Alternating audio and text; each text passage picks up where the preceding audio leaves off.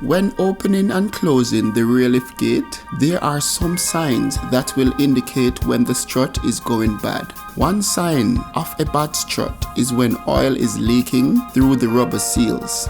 So if you ever see that this area is oily, that is an indication that the strut is bad or getting bad. Another sign that the strut is going bad is when the lift gate does not finish the opening process after you have got it started. In my case, the seals were leaking oil and the strut was not completely opening the lift gate.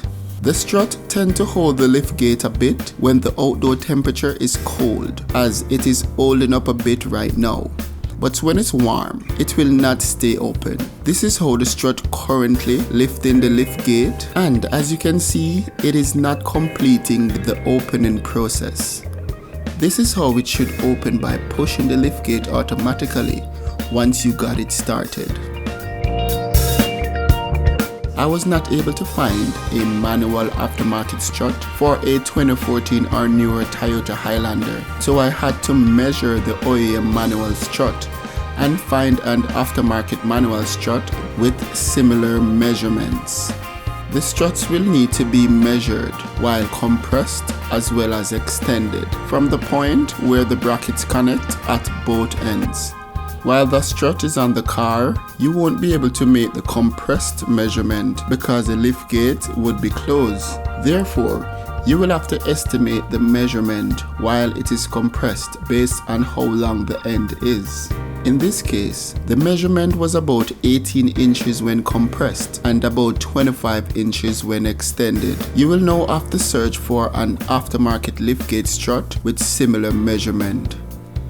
The Infiniti QX56 year 2004 to 2010, as well as the Nissan Armada year 2005 to 2014 were similar to the 2014 Toyota Highlander. The aftermarket liftgate struts for these two make cars were 17.91 when compressed and 25.24 when extended, so this is almost a perfect fit.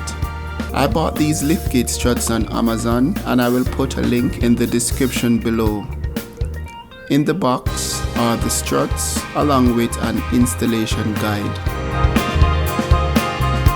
It is important to match the aftermarket strut with the OEM strut to see if they match, and in this case they are almost a perfect match.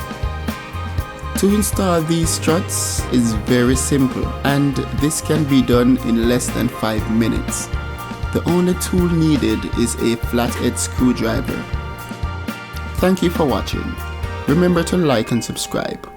Also, hit the notification bell to be notified after I upload a video. See you on the next one, guys.